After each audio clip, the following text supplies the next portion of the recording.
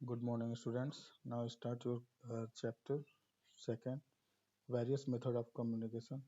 Already I explained your first chapter communication. So संचार के बहुत सारे methods हैं, उसके बारे में पढ़ते हैं. So first paragraph, communication means exchanging ideas, opinions और information among people. यहाँ पे बोला जा रहा है कि जो संचार है उसको हम क्या कर सकते हैं, संचार के माध्यम से अपने आइडियाज़, अपने ओपिनियंस जो आपके हैं, अपने इंफॉर्मेशन दूसरों के बीच में हम क्या कर सकते हैं, शेयर कर सकते हैं. Clear students? People use different method of communication to express. और लोग बहुत सारे मेथड यूज करते हैं एक दूसरे से कम्युनिकेशन के लिए या उसके लिए आपस में अपने इंफॉर्मेशन को शेयर करने के लिए. The choice of method depend on the various factors. और इसमें बहुत सारे मेथड्स हैं जो आप चूज करना चाहें. सच है जैसे अर्जेंसी ऑफ द मैसेज, मतलब जो मैसेज है हमारा उसकी क्या उपयोगिता है उसको भी देखना है. द टाइम अवेलेबिलिटी, उसके लिए हमको टाइम की भी ज़रूरत पड़ेगी. एंड द एक्सपेंडिचर इन्वॉल्व्स, उसमें व्यय का भी खर्च होगा, कुछ पैसे का भी खर्च होगा. And then intellectual and emotional level of the sender and the receiver. यहाँ पे बोला जा रहा है कि इंटेलेक्चुअल मतलब एक तरह से आप बोल सकते हैं कि बौद्धिक एंड इमोशनल. यहाँ पे आपके भावनात्मक लेवल पे भी हम क्या कर सकते हैं, सेंडर और रिसीवर के बारे में सोचा जा सकता है. So now method of the communication. There are 3 basic methods of communication. First है वर्बल. वर्बल मतलब एक तरह से आप बोल सकते हैं शाब्दिक, जिसमें हम ज़्यादातर शब्द का यूज करते हो. नॉन वर्बल अशाब्दिक एंड विजुअल दृश्यात्मक. सो 3 मेथड है, इसके थ्रू हम लोग पढ़ेंगे इसमें आगे क्या क्या है.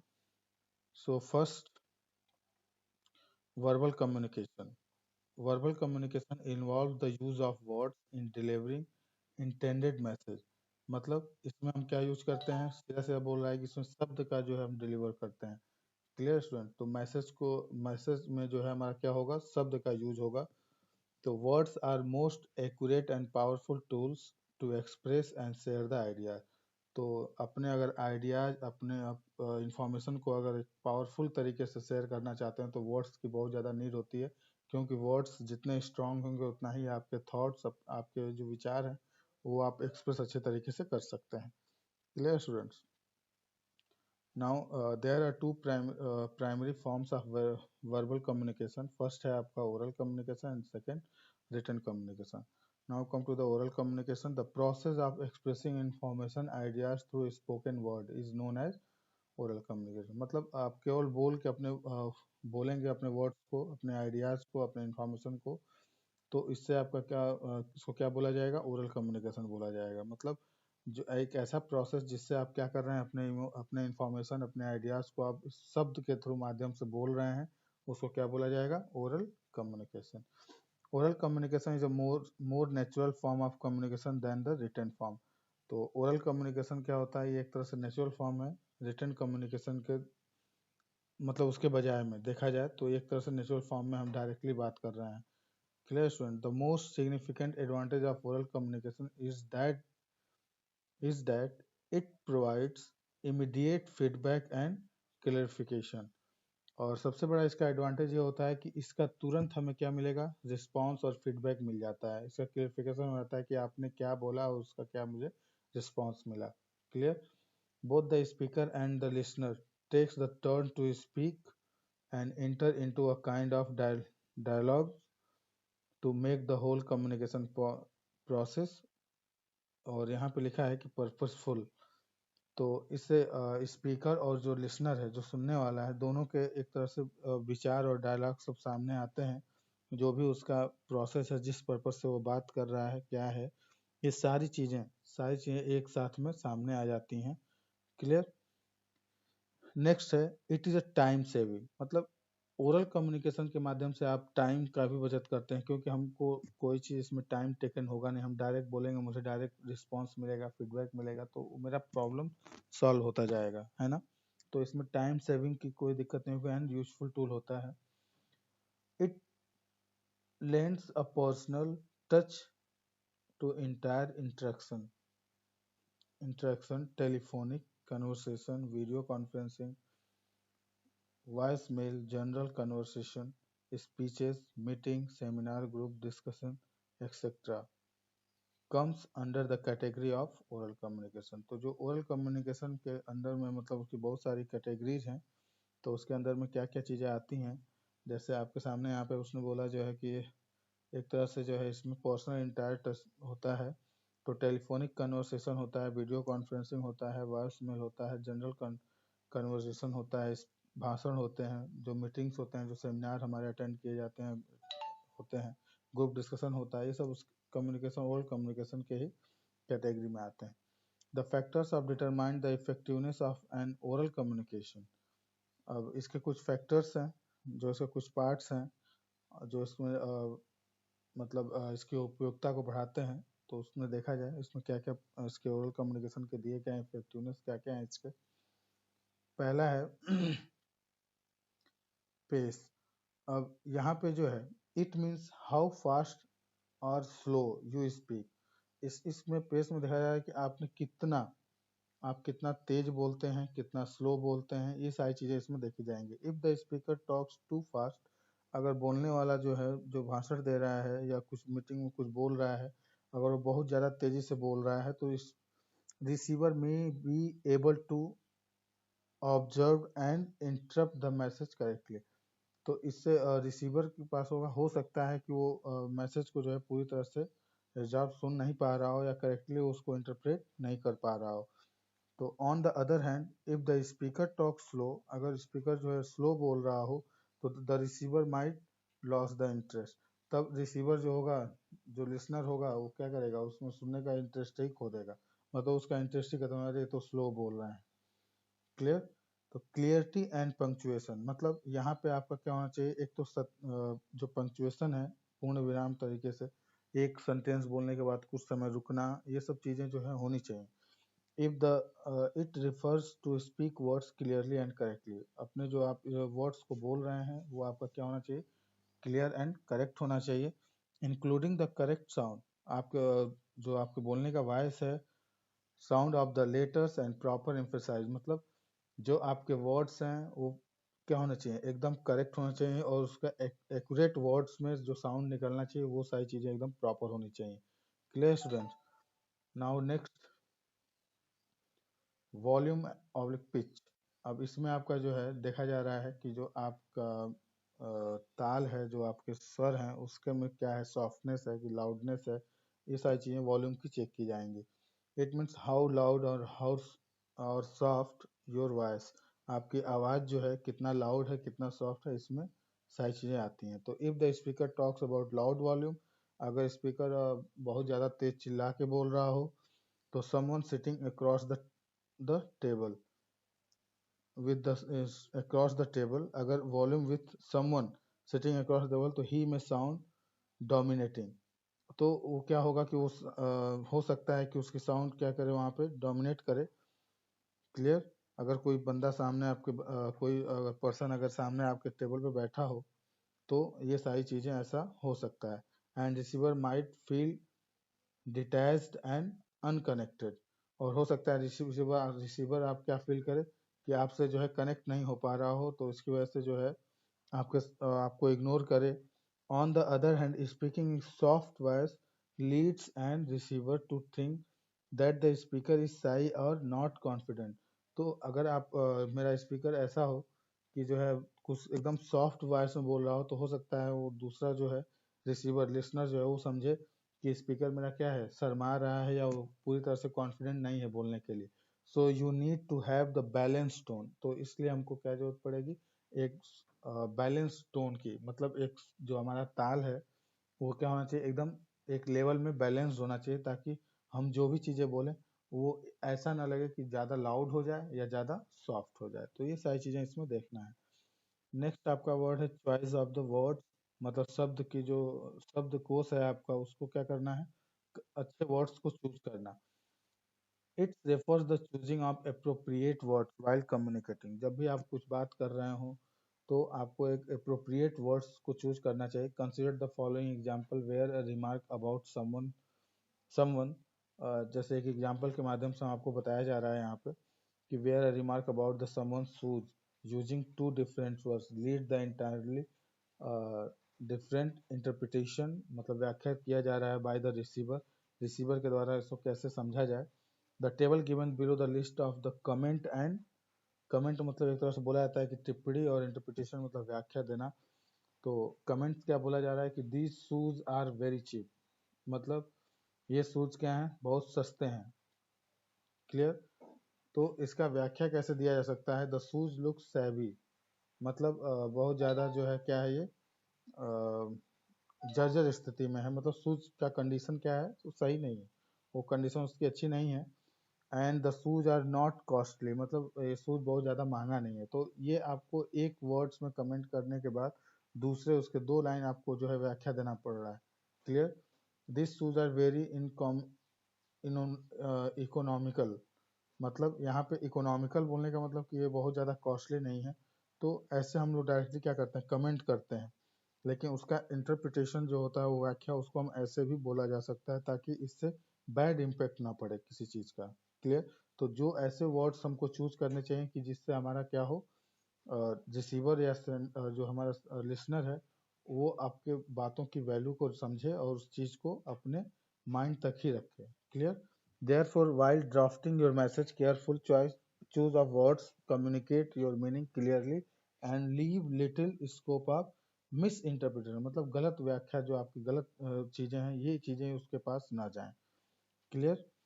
फ्लुएंसी, यहाँ पे आपकी जो फ्लुएंसी है, बोलने का जो लहजा है, उसके देखा जाए तो it refers the ability to speak, अगर आप एबल हैं कि आप स्पीक बोल सकते हैं, तो is and accuracy in the language, तो भाषा की जो एक्यूरेसी होनी चाहिए, वो चीज़ों को हमको क्या करना है, देखना है या मेंटेन करना है। To talk with the fluency, बात करने में भी हमको क्या चाहिए, talk with fluency means that your speech flow well and there are not may interruption that flow, means यहाँ पे ऐसा है कि आपको अगर आप बोले जा रहे हैं तो आपके बीच में कोई भी इंटरप्शन नहीं होना चाहिए आपके बात करने के तरीके में। क्लियर। या आप कोई चीज़ स्पीच दे रहे हो तो उसमें भी आपका जो है इंटरप्शन नहीं होना चाहिए, ताकि बीच बीच में रुक जाते हैं बहुत सारे बोलने में, तो ऐसा कुछ रुकावटें नहीं होनी चाहिए। It keeps the receiver engage, इससे क्या होता है कि आपका जो रिसीवर है वो आपके साथ बना रहेगा। फॉर एग्जाम्पल टू मैनी पाउसेज, मतलब बहुत ज़्यादा रुकना, या वर्ड्स लाइक उम आ, है ना, यू, बीच बीच में ये सब चीज़ें ऐसे वर्ड्स आ जाते हैं एक्सेट्रा, तो इससे क्या होता है कि स्पीकर जो इस वर्ड्स को यूज करता है, तो इससे हमारे जो रिसीवर होता है थोड़ा सा डिस्ट्रैक्ट होता है, may distract the receiver and break the flow of communication, तो इससे आपका जो कम्युनिकेशन है, जो संचार है, वो क्या होता है, वो ब्रेक होता है। लेंथ ऑफ कम्युनिकेशन, मतलब संचार का जो उसकी जो आपके एक तरह से बोला जाए साइज कितनी है, तो उसकी व्याख्या करना है। The conversation should be simple, जो हमारा कन्वर्सेशन होना चाहिए वो क्या होना चाहिए, सिंपल होना चाहिए, शॉर्ट होना चाहिए एंड टू द पॉइंट होना चाहिए, मतलब जिस चीज़ के बारे में हमको बात करना है केवल टू द वही पॉइंट आपके सामने होना चाहिए। If a speaker talks for a long duration of time about thing which are not relevant to the topic, the listener loss interest of the speech, मतलब अगर स्पीकर जो है अगर बहुत ज़्यादा लॉन्ग टाइम ले रहा है बोलने में किसी भी चीज़ को, या बहुत ज़्यादा उस टॉपिक पे बहस कर रहा है, तो लिसनर क्या करेगा, उस पर जो है उसका इंटरेस्ट वहाँ से हट जाएगा, और वो ज़्यादा उस पर एक्यूरेट होकर जैसे सोचना चाहिए, ध्यान लगा के सुनना चाहिए, वो नहीं सुनेगा। तो and the purpose of speech is defeated. Clear students. On the other hand, the conversation will be short, conveys the message clearly and conci- concise and keeps the listener engaged। और इससे क्या होगा कि देखा जाए तो कन्वर्सेशन जो हमारा क्या होना चाहिए, शॉर्ट होना चाहिए कन्वर्ट, एंड मैसेज जो हो साफ क्लियर होना चाहिए, कि मतलब मुझे किस चीज़ के बारे में बात करना है, इससे लिसनर आपका क्या होगा, एकदम एकाग्र होके और ध्यान से उसको चीज़ को सुनेगा, समझेगा। Clear. Now the next point है आपका advantage of oral communication. It is interpersonal and help in building relationship. मतलब ओरल कम्युनिकेशन जो आप करते हैं तो ये आपका रिलेशनशिप मेंटेन करने में, आपके भाषा से ही आपकी जो है आपके रिलेशंस मेंटेन होते हैं। अगर आप कोई अपशब्द चीज़ें बोलेंगे तो आपके रिलेशन खराब हो जाएंगे, अच्छी चीज़ों को बोलेंगे तो आपसे दूसरे लोग क्या हो जाएंगे, अटैच हो जाएंगे, इससे एक तरह से रिलेशन बिल्डअप होता है। Clear. It encourage the involvement in team work and decision making process. और इससे क्या होता है कि आपका जो टीम वर्क है या आप कोई डिसीजन लेने में जो प्रोसेस है, इससे आपका क्या होता है, आपको इसमें बढ़ोतरी होता है या आप इनकरेज, आपको मोटिवेशन मिलता है इस सब चीज़ों से। Oral message provides the prompt feedback. और सबसे बड़ा इसका ओरल मैसेज का है कि इसको जो है कंसिडर किया था फीडबैक से। आपने बोला और इसका तुरंत आपके पास रिस्पॉन्स आया। It is cost efficient. अब इसमें जो है ओरल कम्युनिकेशन में क्या है, इसमें बहुत ज़्यादा कॉस्टली नहीं है, तो ये कॉस्ट इफिशियंट होता है। It is preferred mode of communication, cost efficient.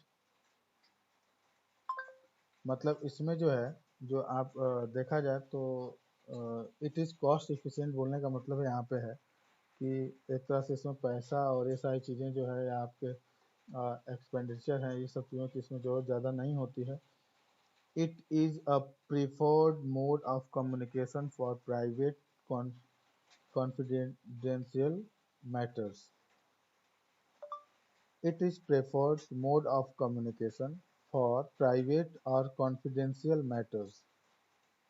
एक तरह से देखा जाए तो यह आपके जो गोपनीय मामले हैं, जो संचार के लिए, मतलब एक तरह से कम्युनिकेशन के जो आपके बहुत कॉन्फिडेंशियल मैटर्स पे भी, अगर ये आपका जो निजी मैटर है, इस सब मामलों में भी इसका क्या है, बहुत ज़्यादा योगदान होता है ओरल कम्युनिकेशन का। इसका सबसे बड़ा एडवांटेज होता है। Now the disadvantage of oral communication. In this form of communication emotion are visual and hence can lead the miscommunication. और ओरल कम्युनिकेशन में जो है आपके भावनात्मक चीज़ें जो है बहुत ज़्यादा सामने आती हैं, या कोई आपको मिसगाइड कर रहा हो या मिसकम्युनिकेट कर रहा हो, तो ये सारी चीज़ें इसके डिसएडवांटेज में आती हैं। It has no legal validity. It has no legal validity. तो एक तरह से देखा जाए तो इसका जो है कोई कानूनी वैधता या कोई कानूनी वैधता नहीं होता है। इससे मतलब बहुत ज़्यादा मतलब इसको बोल सकते हैं कि आपने कुछ बोल दिया और इस पर हम कुछ करें, ऐसा कुछ नहीं होता है। क्लियर। इसमें आप एक तरह से लीगल है, लीगल कोई चीज़ें, इस पर कानूनी वैधता नहीं होता है। इसको आप डायरेक्टली बोल सकते हैं कि यदि कोई कानूनी वैधता इस चीज़ में नहीं है। It does not provide it does not provide a permanent records and message can easily be forgotten। तो यह इस एक तरह से देखा जाए तो जो आपका ओरल कम्युनिकेशन में आता है, तो ये आपके मैसेज जो है स्थायी रिकॉर्ड प्रदान नहीं करता है। मतलब एक तरह से स्थायी इसका रिकॉर्ड नहीं होता है, और इस संदेश को या उस ओरल कम्युनिकेशन को बहुत आसानी से भुलाया भी जा सकता है। तो ये इसका क्या है, और एक तरह से डिसएडवांटेज है। It may be difficult for certain people to understand speech due a various accent and pace of used in oral communication. तो और इसकी बात ये होती है कि इसमें आपके डिफरेंट डिफरेंट पीपल्स होते हैं, जो आपको इस स्पीच के दौरान जो है बहुत सारे एक तरह से बोला जा सकता है कि वेरियस एसेंट, जैसे इसमें जो आपकी जो चीज़ें हैं, it may be difficult for certain people to understand speech due to various accent and pace used in oral communication। तो इसमें जो है एक तरह से मौखिक जो हमारा संचार होता है, तो इसमें ऐसे विभिन्न एसेंट होते हैं जो लोग भाषण को, जिनको लोगों को जो है स्पीच समझने में थोड़ा सा क्या होता है, मुश्किल हो सकता है। तो ऐसी बहुत सारी चीज़ें होती हैं जिससे आप जैसे कोई कम्युनिकेट कर रहा हो आपको और आपको इस सामने स्पीच दे रहा हो, तो आप लोगों को समझ में ना आ रहा हो, तो ये सारे प्रॉब्लम्स इसमें आ सकते हैं। This form of communication is not suitable for lengthy message. और इस टाइप का जो कम्युनिकेशन है बहुत ज़्यादा लेंदी मैसेज के लिए क्या होता है, सुटेबल नहीं होता है। Clear student. Now move to the written communication, मतलब एक तरह से आप यहाँ पे अब जो है रिटन कम्युनिकेशन, एक तरह से आप यहाँ पे बोल सकते हैं कि it is involve the sending message in the form of written words to convey or information. मतलब इसमें जो आपके संदेश भेजना है या कोई इंफॉर्मेशन देना है तो इसमें लिखित शब्दों का हम क्या करेंगे, उपयोग करेंगे। Clear. Now written communication is the most formal form of communication, means इसमें एक तरह से directly written communication is the most formal form of communication.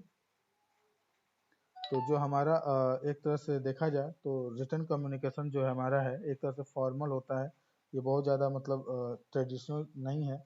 इसमें हमको जनरली हमको इसमें लिख के ही अपने मैसेज को क्या करना है, कन्विंस करना है या किसी को बताना है। तो written communication written communication is the most formal form of communication. मतलब जो हमारा एक देखा जाए तो लिखित संचार जो है संचार का सबसे औपचारिक रूप होता है, एक तरह से बोला जा सकता है इसको कि अब मेरा बहुत ज़्यादा औपचारिक रूप में बात किया जाता है। Clear students. तो now the next line, it is an innovative activity, it is an innovative activities of the mind that involves a careful choice. Clear? It is an innovative activities of the mind that involves a careful choice of words and their placement in the correct order. मतलब एक तरह से देखा जाए तो जो हमारे यहाँ पे जो गतिविधियाँ होती हैं, एक तरह से जो शब्दों का सावधानी पूर्वक चयन करना या उसके सही क्रम में उसकी नियुक्ति करना, मतलब एक करेक्ट ऑर्डर में किसी भी चीज़ की जो है इन्वॉल्व करना, बहुत जो रिटन कम्युनिकेशन की मैं बात कर रहा हूँ तो इसमें जो शब्द होते हैं उसको एक सुटेबल मैनर में रखा जाता है। अब एग्जाम्पल के लिए आपके सामने है, example of the written communication के लिए include letters, report, resume, vouchers, circulars, memorandums, contract, notice etcetera. ये सारी चीज़ें क्या है, एक तरह से लीगल होती हैं और इसमें आप अगर कोई चीज़ वर्ड्स लिखते हैं तो उसका जो है बहुत वैल्यूएबल होती हैं, उसके मान्य बहुत ज़्यादा होता है। Nowadays written communication has become a shorter and faster. इस समय जो हमारे रिटन कम्युनिकेशन चल रहा है वो छोटे में है और बहुत ज़्यादा एक तरह से जो है इसका ज़्यादा प्रचलन है। जैसे आप फॉर एग्जांपल आप देख सकते हैं SMS and messenger like WhatsApp, email, social media etcetera. तो इसमें आपके डिपेंड करते हैं कि आपके कितने वर्ड्स आपके होने चाहिए, या 255 वर्ड्स से ज़्यादा इसमें आप एक बार मैसेज सेंड नहीं कर सकते हैं, तो उसके हिसाब से इसमें स्पेस दिया हुआ है। Are some of standard medium of written communication effective written communication message should be meaningful and conscious and complete। जो हमारा इफेक्टिव होता है, जो रिटन कम्युनिकेशन होता है वो क्या कैसा होना चाहिए, बहुत ही उसको शाब्दिक पूर्ण होना चाहिए या कॉन्सेप्ट एंड कंप्लीट या पूर्ण रूप से एकदम कंप्लीट होना चाहिए। Clear students. तो advantage of written communication allow the sender to thoughtful thoughtful and draft and clear comprehensive message। मतलब ये रिटन कम्युनिकेशन क्या अलाउ करता है, इसके बारे में देखा जाए, written communication allows the sender to thoughtful draft clear and comprehensive message. मतलब ये लिखित संचार जो हमारा होता है, जो लिखित एक तरह से कम्युनिकेशन होता है, तो इस पे जो रिसीवर होता है या सेंडर होता है उसको जो शब्द वो भेज रहा है, शब्द भेजने की तो उसमें आपको परमिशन देगा ही वो, लेकिन जो शब्द भेज रहा है उस जो पैराग्राफ उसने लिखा वो एकदम स्पष्ट एंड क्लियर होना चाहिए। Clear students. And written content has legal validity. मतलब जो इसमें हमारा रिटन कंटेंट है उसका क्या है, वो लीगल होना चाहिए, मतलब वो एक तरह से कानूनी वैधता होती है उसकी। Clear student. मतलब अगर आपने लिख के कोई चीज़ दिया और वो गलत हो गया तो आप फंस सकते हैं उस चीज़ में, तो इसलिए हमको उसको जो है करना है। It is a suitable mode of communication for lengthy message. मतलब यह जो एक तरह से देखा जाए तो ऐसा संदेश के लिए संचार का सबसे एक तरह से उपयुक्त साधन है, मतलब सुटेबल मोड है, सबसे अच्छे आसानी से हम इसको क्या कर सकते हैं, एक मीडियम है जिसके थ्रू हम संचार अच्छे से लिख सकते हैं। तो इसका डिसएडवांटेज भी है। Written communication requires time for drafting the message. तो मतलब इसमें देखा जाए तो written communication requires time for drafting the message. तो संचार जो है हमारा, इसमें संचार लौटाने के लिए भी, मतलब जैसे संचार की प्रतिक्रिया जो हमारे सामने आनी चाहिए रिटन कम्युनिकेशन का, ड्राफ्टिंग द मैसेज मतलब हमने भेजा, उसके बाद वहाँ से रिप्लाई आने में भी टाइम लगता है ना। तो इसमें भी क्या है, मेरा टाइम टेकन होता है, इसमें भी समय चाहिए। तो इसका क्या है, डिसएडवांटेज में आता है। Written communication involve the postage cost, मतलब इसमें आपका जो पोस्टल आपके डाक का बात किया जा रहा है। जैसे हमने कोई चिट्ठी लिखा या लेटर लिखा और हम गए पोस्ट ऑफिस में, तो उसमें भी हमारा क्या होता है, कॉस्ट इफेक्टिव होता है, कुछ पैसे लगेंगे। क्लियर है। नेक्स्ट है written message cost the feedback, मतलब एक तरह से इसमें बोला जा सकता है written message cause feedback and consequently delay the decision in making. मतलब इसमें जो लिखित हमारी जो संदेश है या उसका जो प्रतिक्रिया का जो कारण होता है, जैसे उधर से, तो डिसीजन लेने में भी हमको क्या होता है, टाइम टेकन होता है या उसमें भी समय लगता है। क्योंकि जब तक वहां से हमने रिटर्न प्रक्रिया किया है, रिटर्न कोई चीज़ अगर हमने दिया है तो उस चीज़ को पढ़ने और उसके बाद उसका रिप्लाई देने में क्या होगा, समय लगेगा। Clear student. Now the next point, non verbal communication, मतलब अशाब्दिक जो संचार है आपका। इसमें शब्द का यूज हम लोग ज़्यादा नहीं करते हैं, डायरेक्टली हम लोग जो है बॉडी मूवमेंट से या बॉडी लैंग्वेज से या इशारे से, ये सारी चीज़ें भी हम डायरेक्टली यूज करते हैं। Non verbal communication means communicating without the use of words, comma oral और रिटन। मतलब ऐसा जो अशाब्दिक कम्युनिकेशन का मतलब ये है कि हमको कम्युनिकेट करना है बिना शब्द के, चाहे वो ओरल हो चाहे वो रिटन हो, मतलब हमको बिना शब्द का यूज करना है, इसमें शब्द नहीं बोलना है। It can effective use to enhance our verbal communication. इससे आपका क्या होता है कि ये आपके जो वर्बल कम्युनिकेशन को जो है बढ़ाता है। वर्बल कम्युनिकेशन मतलब जो आपका जो मौखिक संवाद होता है या मौखिक संचार होता है, तो इससे आपका क्या होता है, एक तरह से इस चीज को आप ग्रो करते हैं। It can be effectively use the enhance our verbal communication. It includes our body language, इसमें आपके बॉडी लैंग्वेज भी इसमें इंक्लूड होता है। गेस्चर, कुछ इशारे जो आपके होते हैं, facial expression, eye contact, pointing two fingers, ये सारी चीज़ें इसमें क्या होती हैं, नॉन वर्बल कम्युनिकेशन में इंक्लूडेड होती हैं।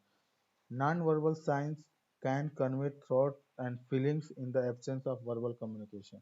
मतलब जो उसके एक तरह से इसको बोला जा सकता है, non-verbal sign can convey thoughts and feelings in the absence of verbal communication। तो इसमें जो अशाब्दिक संकेत होते हैं या मौखिक संचार की जो एक तरह से बोल सकते हैं आपकी अनुपस्थिति में, जो मौखिक संचार होता है उसके अनुपस्थिति में अपने इंफॉर्मेशन, अपने विचारों, अपने भावनाओं को जो है क्या कर सकते हैं, हम चेंज करके भी उसको हम बता सकते हैं।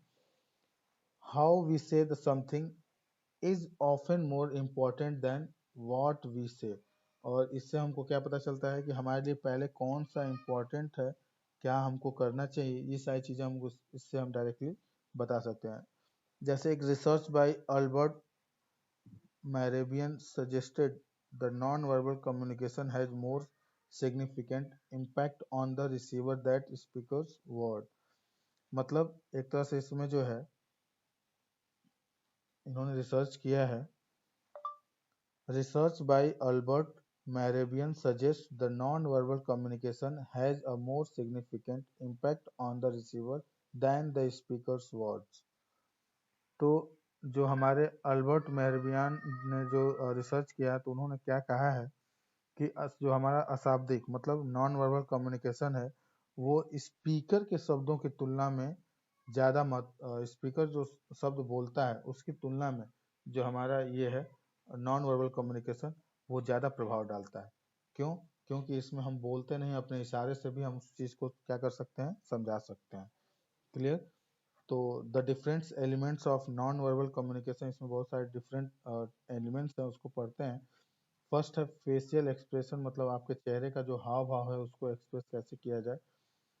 It is the most noticeable and aspect of non verbal communication, मतलब ये आपके फेशियल जो एक्सप्रेशन होता है इसको ज़्यादा नोटिस किया जाता है non verbal communication.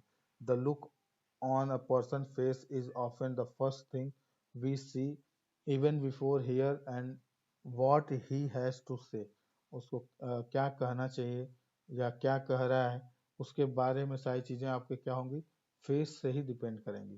Clear students. Next है gesture conscious hand and body movements, मतलब इसमें आपके जो हाथ हैं और आपके जो बॉडी मूवमेंट्स हैं, that the signal are an essential way to communicate without words, मतलब बहुत आसानी से आप बिना शब्द का यूज किए इसमें आप इसके थ्रू कम्युनिकेट कर सकते हैं। Some of the common gesture include having waving, comma pointing and using fingers to indicate numbers. जैसे सपोज दैट आपको इसमें बोला जा रहा है कि आप एक तरह से कुछ है कॉमन गेस्चर्स भी होते हैं। Some of the common gestures include waving, pointing and using the finger of indicate numbers, मतलब एक तरह से आप बोल सकते हैं कि जैसे आप कोई संकेत हो गया जिसको आप बताना चाह रहे हो, तो या संख्याओं के लिए आप उंगली का उपयोग करते हो, तो ये सारी चीज़ें आपके गेस्चर्स में इंक्लूड आती हैं या उसमें होती हैं। However, some unconscious gesture also convey one's state of mind. Of example, glancing at the watch is interpreted as a sign of interested or a desire to leave the conversation. मतलब कुछ चीज़ें जो ऐसी होती हैं जो आपके माइंड पे भी जो है डिपेंड करता है कि अगर कोई अनकॉन्शियस होगा या कोई गलत इशारे होंगे या कोई, तो आपके माइंड पे भी इस पर प्रभाव होता है, तो आप उसमें क्या करते हैं, वो आपको इंटरप्ट करता है साइन, या उसमें आपका इंटरेस्ट खत्म हो जाता है, या उस कन्वर्सेशन को आप क्या कर देते हैं, लीव कर देते हैं।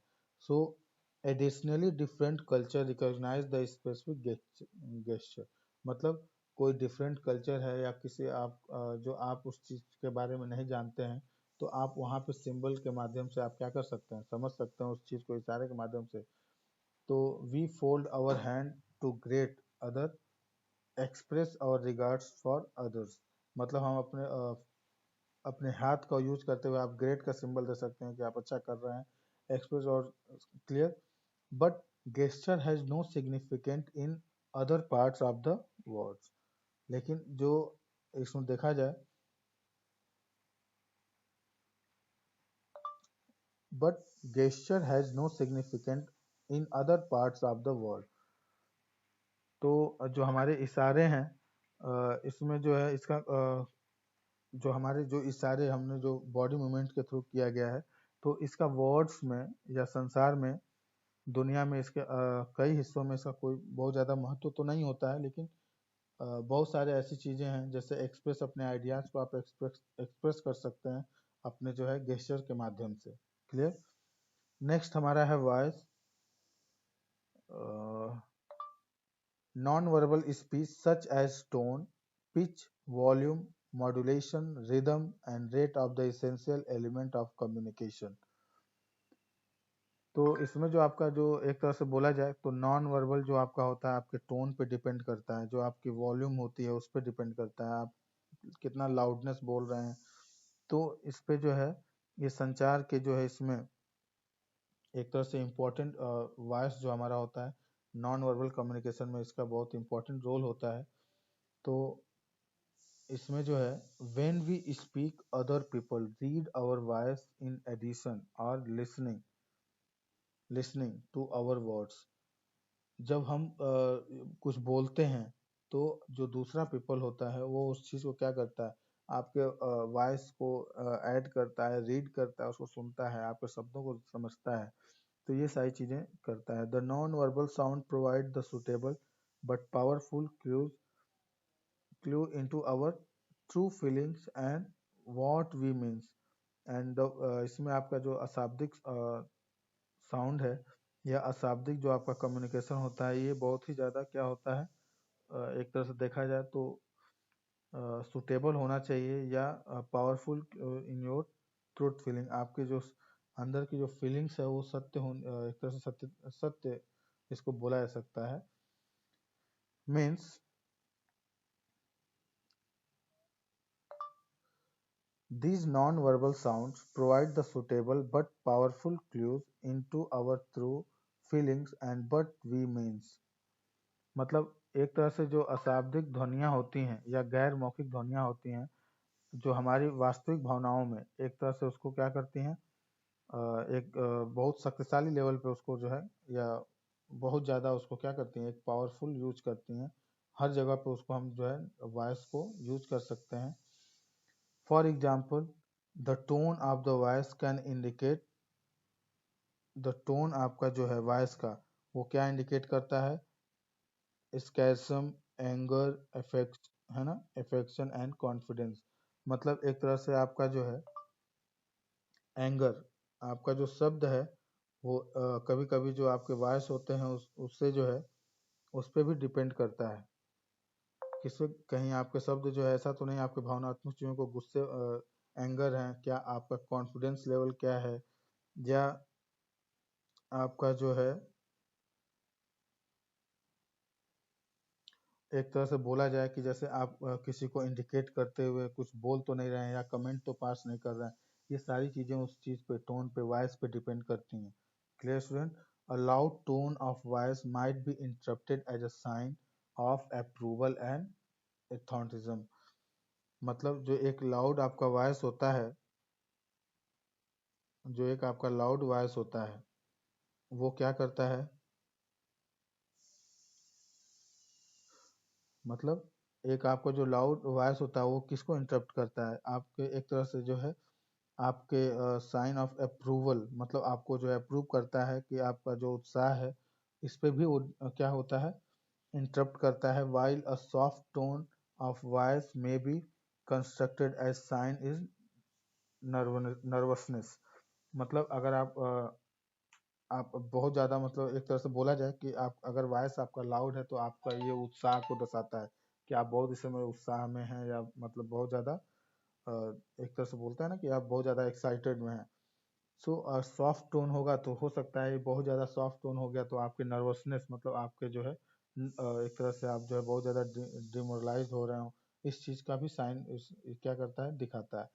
तो even lack of sound and silence can communicate a lack of interest.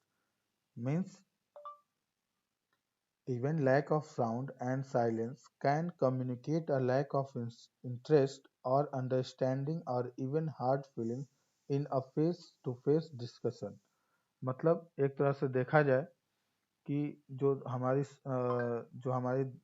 स्वर है या ध्वनि है या जो हमारे कठिन भावनाओं का जो संचार होता है उसमें सबसे अच्छा होता है कि हम लोग आपस में आमने सामने चर्चा करें या आमने सामने कम्युनिकेट करें। इससे हमारी कमियां या हम क्या क्या चीज़ें कम कर रहे हैं या क्या हम ज़्यादा बोल रहे हैं, इससे हमको क्या होगा, आपस में अंडरस्टैंडिंग उसको समझ में आ जाएगी। क्लियर है? तो यहाँ तक कि जो ध्वनि और मौन की कमियां होती हैं, उसकी रुचि होती है, उसकी समझ की कमी होती है, ये सब चीज़ें आमने सामने चर्चा करके हम कठिन भावनाओं का संचार कर सकते हैं। तो इस हिसाब से हम ये सारी चीज़ें देखते हैं। नेक्स्ट है बॉडी लैंग्वेज। जो आपका बॉडी लैंग्वेज मतलब जो आपके जो शारीरिक हाव भाव हैं इसके बारे में अब हम पढ़ेंगे। We communicate the numerous message through our body language. मतलब इसमें हमारे जो शारीरिक हाव भाव हैं,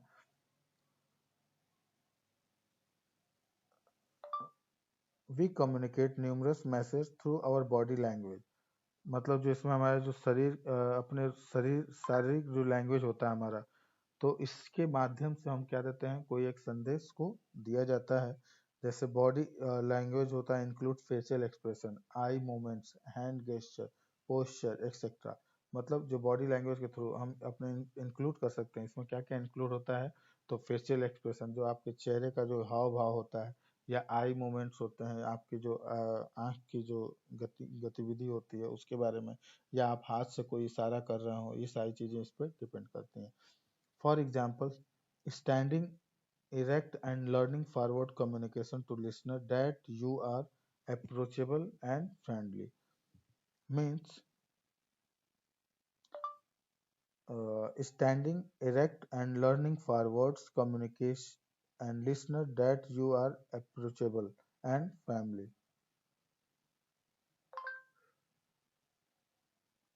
मतलब इसमें जो आपका एक तरह से बोला जाए तो बॉडी लैंग्वेज में आपका क्या होना चाहिए, एक तरह से आपको जो है स्टैंड खड़ा होना चाहिए, सीधा खड़े होकर बात करना चाहिए, या आप जो है कुछ बोलने के लिए या कम्युनिकेट करने के लिए आपको आगे जाना चाहिए या सीखने के लिए आगे जाना चाहिए। ठीक है, इससे हमारा जो सीखने का क्राइटेरिया है वो भी बदल जाता है, चाहे वो आपका दोस्ताना हो या आपके एक तरह से फ्रेंडली बिहेव कर रहे हो, तो ये लिसनर की तरफ से जो है क्या होगा, अप्रोच करने का तरीका है।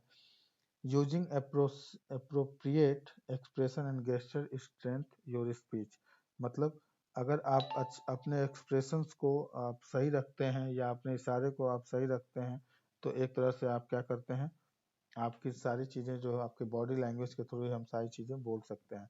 फॉर एग्जाम्पल,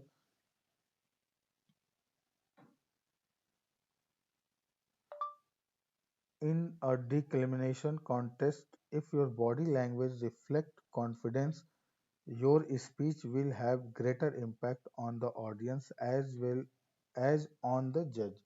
मतलब अगर आप जो है सही चीज़ों को अगर साथ में रखें या अपने जो आप किसी एक तरह से जो है कहीं पे आप ऑडियंस के बीच में अपने आप को भाषण दे रहे हैं या कोई आपको जो है उसमें जज कर रहा हो, तो आप आपके आत्मविश्वास जो आपका है, जो आपका कॉन्फिडेंस लेवल है, अगर कॉन्फिडेंस लेवल से आप बोलेंगे तो आपकी सारी चीज़ें क्या होंगी, अच्छी जाएंगी। मतलब जो उस पर ऑडियंस पे जो इम्पैक्ट पड़ेगा वो क्या होगा, आपकी सारी चीज़ें अच्छी जाएंगी।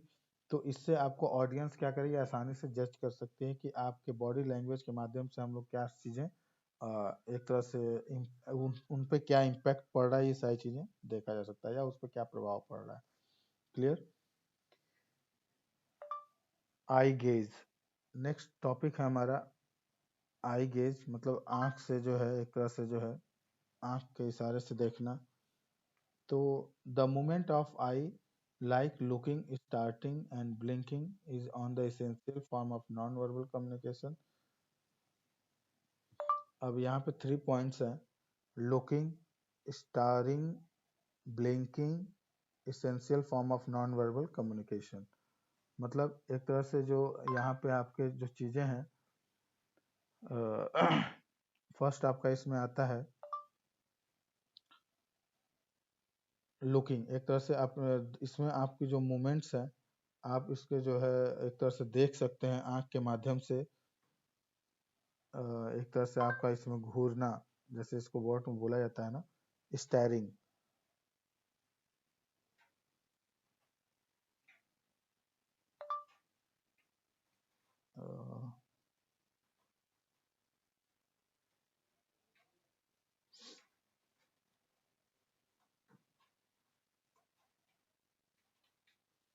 जो स्टेयरिंग होता है एक तरह से घूरना, ये वर्ड होता है।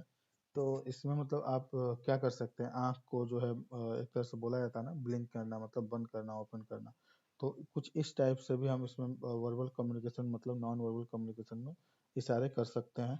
तो eye gaze also determine if someone being honest और नॉट। तो इससे आपके आंख के जो इशारे होते हैं या आंख के जो एक तरह से इसमें बोला जा सकता है कि जो आंख के माध्यम से जो है हम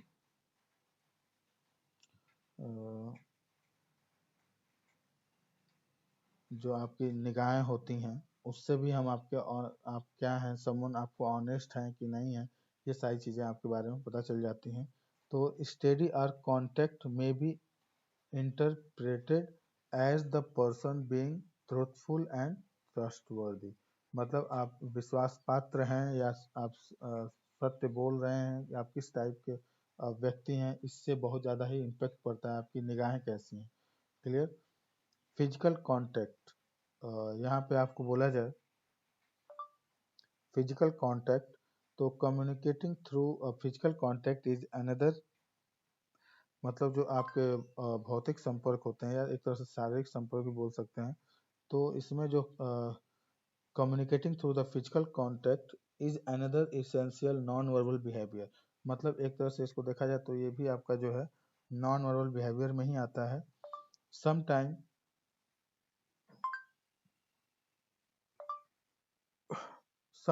a touch may be able to express your feeling more effectively than the word, मतलब कुछ ऐसा हो सकता है कि जैसे आप किसी समय या किसी शब्द को बोलने में आपकी जो आपकी भावनाएं हैं ये ज़्यादा मतलब प्रभावी ढंग से आप उस चीज़ को शारीरिक तरीके से आप बता सकते हैं, इसमें आप सक्षम हो सकते हैं।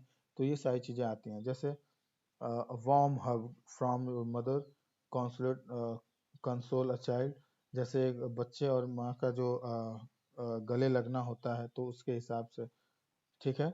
Where as form grip to mother so and control the prevent child for doing something wrong. तो ऐसा मतलब शारीरिक हाव भाव जो चीजें होती हैं वो इसमें आती हैं। Clear. And appearance dress and अप्रियंसेस।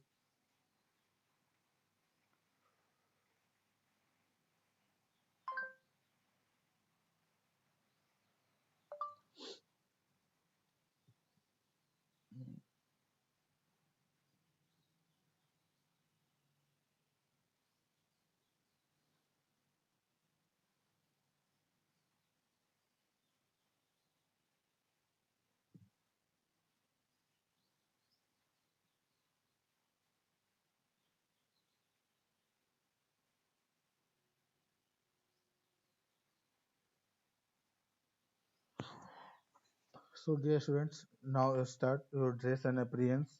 मतलब यहाँ पे आपके एक तरह से बोला जाए तो आपकी पोशाक और उसके जो आपकी पहनने का स्टाइल है पोशाक और उसकी उपस्थिति पे देखा जाता है। तो इन ओरल फॉर्म कम्युनिकेशन में the appearance of the both speaker and surrounding play a vital role, एक तरह से vital role of creating an impact of audience and receiver. अगर आप अच्छे ड्रेस पहन के जाते हैं या अच्छी चीज़ें करते हैं तो आप एक तरह से ऑडियंस पे या रिसीवर पे आप क्या करते हैं, एक प्रभाव डालते हैं, एक उस पर इम्पैक्ट डाल सकते हैं। जैसे फॉर एग्जांपल आपका जो well dressed person gives an impression of the position of the power, thus the generating respect from the others। मतलब अदर्स पर्सन जो होते हैं वो उसके लिए क्या करते हैं, रिस्पेक्ट जनरेट करना शुरू कर देते हैं, मतलब उसके लिए आदर से। अगर एक अच्छा पोशाक पहन के जा रहे हैं, एक अच्छे ड्रेस में आप वेल मेंटेन्ड है तो आपकी बातों को जो है ज़्यादा क्या किया जाएगा, सुना जाएगा। Clear students. Now the next advantage of non-verbal communication, non-verbal communication complements a verbal message। मतलब इसमें आपको क्या होते हैं, कॉम्प्लीमेंट्स और वर्बल मैसेज जो आपके होते हैं उसको कॉम्प्लीमेंट दिया जाता है। एंड नेक्स्ट है आपका physical gesture greatly help handicap people, मतलब इसमें जो आपके फिजिकली हैंडीकैप पीपल होते हैं उनको जो है उनके जो फिजिकल इशारों को उसमें हेल्प मिलता है ताकि वो आसानी से क्या कर सकें, समझ सकें उस चीज़ों को। Disadvantage of non-verbal communication: it is difficult to analyze a non-verbal message, thus leaving a greater possibility of distortion। Means यहाँ पे देखा जाए, it is difficult to analyze a non-verbal message, thus leaving a greater possibilities of distortion of information। मतलब एक जो है जो एक गैर मौखिक जो आपका संदेश है, संदेश का विश्लेषण करना बहुत ज़्यादा मुश्किल हो जाता है। कब? जब एक कोई एक इम्पोर्टेंट उसके बारे में जो चीज़ें हैं, जो ग्रेटर रिस्पॉन्सिबिलिटी होती है, एक बड़ी संभावना होती है, या कोई बहुत ज़्यादा उसके बारे में इंफॉर्मेशन जानकारी होती है, तो उसको हम जो है मौखिक संदेश के द्वारा जो है नहीं बता सकते हैं। तो उसमें हम कभी भी नॉन वर्बल मैसेज जो है उसको यूज नहीं कर सकते हैं। क्लियर।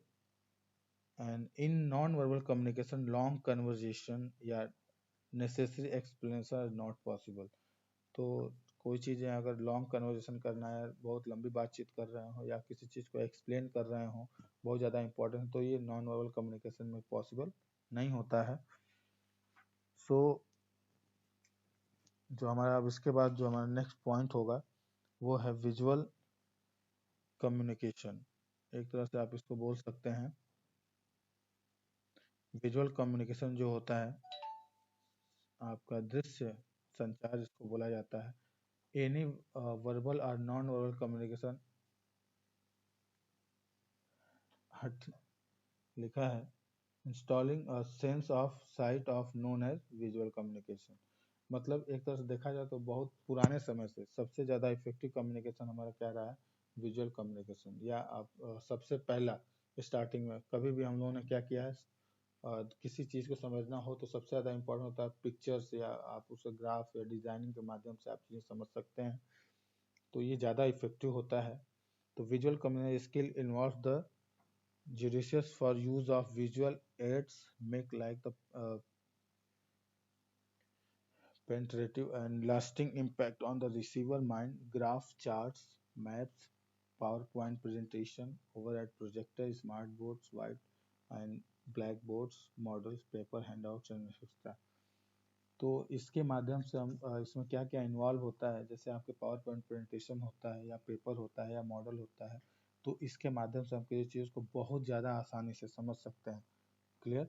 मतलब इसमें हमको क्या करना है, केवल देखना है, देख के उस चीज़ को कैप्चर करना है या समझना है। सो फॉर एग्जाम्पल एक तरह से इसमें देखा जाए तो are the different types of visual aids help to conveying a message effectively. मतलब दूसरे टाइप के विजुअल कम्युनिकेशन ऐसे हैं जिसके जो मैसेज को जो क्या करता है, कन्वे करने में बहुत ज़्यादा हेल्प करता है। For example an educator can impart a knowledge of a particular topic on the student in effective manner with the help of smart board। मतलब अगर कोई एजुकेटर है जो या कोई आपके शैक्षणिक टीचर हैं तो वो क्या करते हैं, आपको समझाना होगा तो स्मार्ट बोर्ड का यूज़ करते हैं। जनरली आप लोगों के स्कूल में स्मार्ट बोर्ड्स होते हैं, वहाँ पे आपको किसी टॉपिक को एक्सप्लेन करना, उसको समझाना, ये सारी चीज़ें विजुअल कम्युनिकेशन के थ्रू की जा सकती हैं और बहुत अच्छी तरह से सुटेबल मैनर में की जा सकती हैं। पिक्चर्स और डायग्राम ये सारी चीज़ें उस पर बनी होती हैं। These visual aids help the student to retain retain information and understanding the concept much more clearly and quickly। और इसके माध्यम से हम क्या करते हैं, किसी भी चीज़ के जो कंसेप्ट है उसको हम बहुत आसानी से समझ सकते हैं, क्लियर कर सकते हैं और बहुत ज़्यादा तेज़ी से। The use of visual ads grab the attention of the student and keep them engaged। और विजुअल एड्स के माध्यम से जो हमारा विजुअल कम्युनिकेशन है, इसके माध्यम से हम स्टूडेंट को क्या कर सकते हैं, उसका ध्यान एकत्र कर सकते हैं, वो अपने एक दूसरे में क्या रहेंगे, इंगेज्ड रहेंगे। बहुत सारी चीज़ें होती हैं जिससे इनका बहुत ज़्यादा बेनिफिट्स भी है। Advantage of visual communication, visual aids like graph, diagrams, models. तो एक तरह से ग्राफ, डायग्राम, मॉडल ही होते हैं, तो make oral communication more meaningful. इससे आपका क्या होता है कि जो ओरल कम्युनिकेशन होता है वो ज़्यादा पावरफुल हो जाता है या उस शब्दफुल हो जाता है। Use of the visual aids make a complex data easy to compare. तो इसमें आपका जो कॉम्प्लेक्स डेटा है, जैसे कोई बहुत ज़्यादा कठिन शब्द है या कोई इंफॉर्मेशन है, उसको भी हम आसानी से इस चीज़ों में क्या कर सकते हैं, समझ सकते हैं। Visual aids make a communication more interesting. और इसके थ्रू हम क्या होता है, इससे ज़्यादा इंटरेस्ट बच्चों में आता है या स्टूडेंट्स में आता है कोई चीज़ें देखने में या समझने में, इससे इंटरेस्ट बहुत ज़्यादा होता है। नेक्स्ट है डिसएडवांटेज। तो डिसएडवांटेज में क्या है, some of the aids use in visual methods of communication are costly. एक तरह से देखा जाए तो विजुअल मेथड्स जो होता है, अगर इसमें आप स्मार्ट बोर्ड लगाते हैं तो वो भी क्या होता है, कॉस्टली होता है, पैसे के ज़्यादा इसमें खर्च होते हैं। Some time visual presentation of information become a complex. कभी कभी क्या होता है कि विजुअल जो प्रेजेंटेशन हम लोग को देते हैं वो भी, उसके इन्फॉर्मेशन भी क्या होते हैं, बहुत ज़्यादा कठिन और कॉम्प्लेक्स हो सकते हैं, जिसको हम लोग समझा नहीं सकते हैं उस चीज़ से। Sometime visual techniques take much time to communicate. और विजुअल जो हमारा समझाने का जो टेक्निक तरीका होता है वो क्या करता है, बहुत ज़्यादा समय लेता है। Clear students? So now your chapter is completed and